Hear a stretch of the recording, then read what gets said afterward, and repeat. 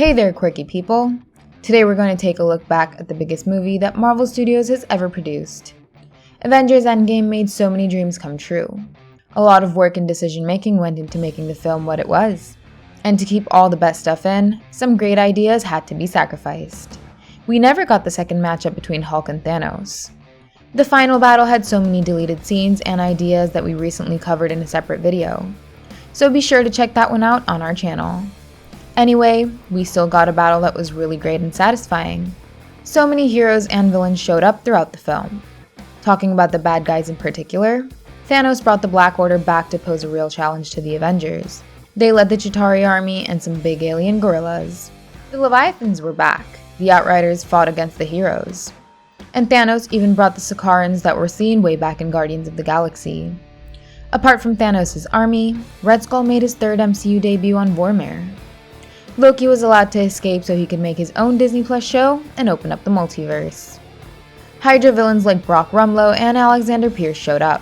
In fact, the creatives even sneaked Arnim Zola into the mix.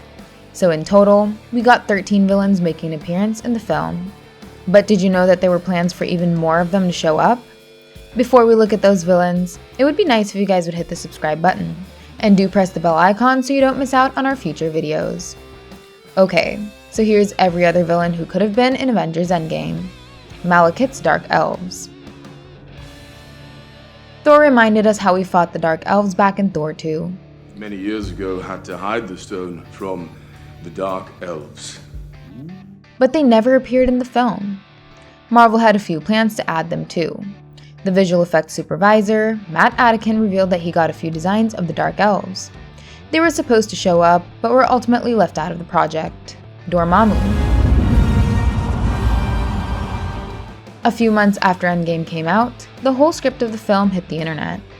Several new details about the film came to light. We got to know that old man Steve Rogers was 112 years old when he met Sam. And even Dormammu from Doctor Strange was going to make a cameo. The Ancient One told Hulk that the Infinity Stones create what is experienced as the flow of time. And if one of the stones gets removed, the flow splits into a branch. Now the Endgame script stated that when she showed this dark branch, the camera was supposed to zoom into it. And there, we were going to get a glimpse of Dormammu. This was a reference to the events of Doctor Strange, as we could have seen the destruction of Hong Kong in that dark branch. I believe that this brief scene would have been cool, and it shouldn't have been deleted. But anyway, the third faction of villains who were removed from Endgame are the Frost Giants. In darkness came the Frost Giants. Concept artist Jared Morantz revealed that he came up with a few designs for the Frost Giants. Now what's crazy is that these soldiers from Jotunheim were being considered for the final battle as well, and we would have seen them in some new armor. But as I've mentioned, there were too many pieces to play with in the final battle, so the Frosties were left as a thing of the past. Just like Avengers Endgame, there were some characters who almost appeared in Infinity War. The first of them was Nova. In the original script that Christopher Marcus and Stephen McFeely wrote for Infinity War, Nova was supposed to crash into the Sanctum Sanctorum after Thanos destroyed Xandar.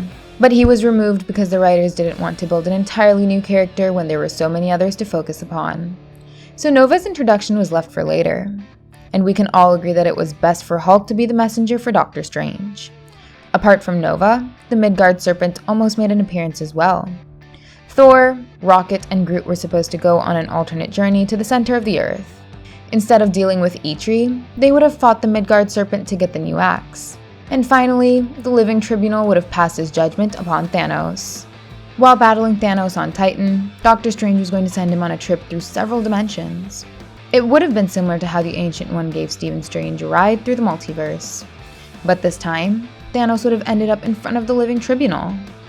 And apparently, this three-headed cosmic entity would have supported the cause of Thanos. The writers decided to remove him because they felt that the general audience may not understand who the Living Tribunal is.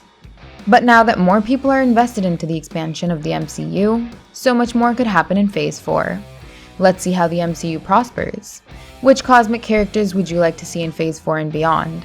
Let us know in the comments. Hit the like button if you learned something new from the video. And don't forget to check out some more fun videos on our channel. Thank you, and I'll see you in the next one. Bye!